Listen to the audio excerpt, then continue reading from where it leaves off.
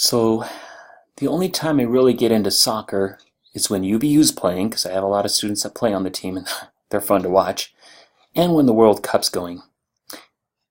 Other than that, I don't really care. Don't care about Real Salt Lake, don't care about the others, but I do like the World Cup. Now, who do I vote for or root for? Of course, the US. But if the US gets taken out early, guess who I root for if they're still in there? These guys, baby! Team España.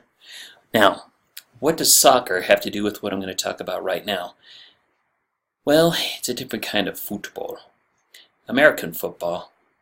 Not sure where the copying and all that stuff is. I'm not even going to go there.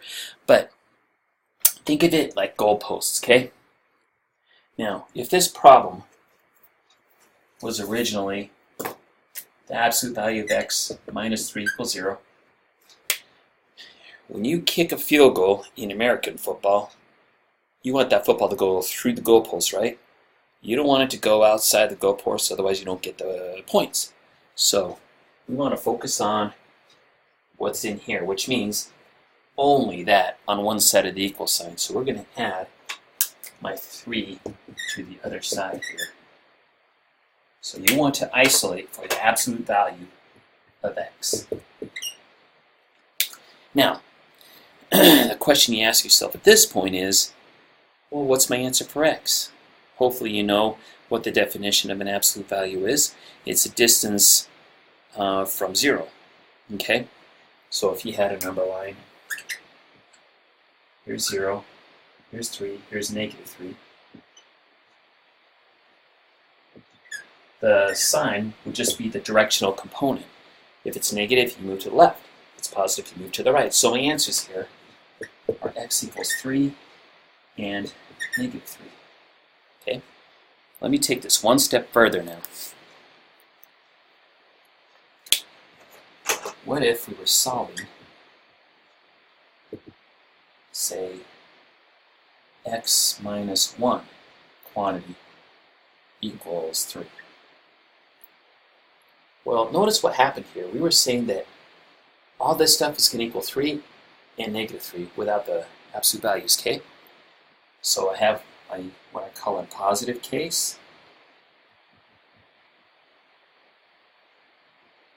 So that's going to be x minus 1 equals 3. It's basically what you see here. And then you're going to have a negative case.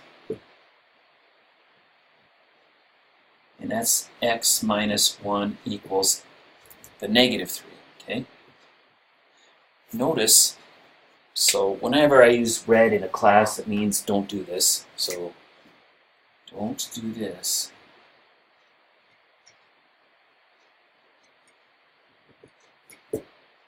Oh, I've got x minus 1. Whatever's inside the absolute value, make it positive. So x plus 1 equals 3.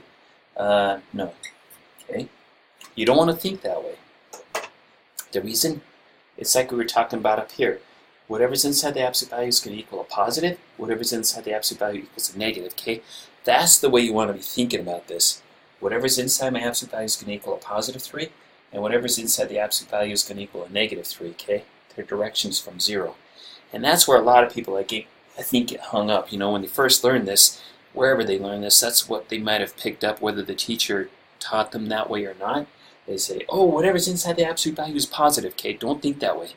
It's a direction from where x is 0. That's the way you want to think of it. So again, whatever's inside the absolute value, set it equal to a positive whatever's over here. And whatever's inside the absolute value, set it equal to a negative whatever's over here. Okay? Don't just try to make whatever's inside the absolute value 0, because if it's an x or a variable inside the absolute value, you're going to run into problems if you try that. Okay? That ought to do it. Oh, I guess you want me to solve this, huh? It won't take long. Add a 1 to both sides here. X equals 4. And over here we add a 1 to both sides. So x will equal negative 2. There.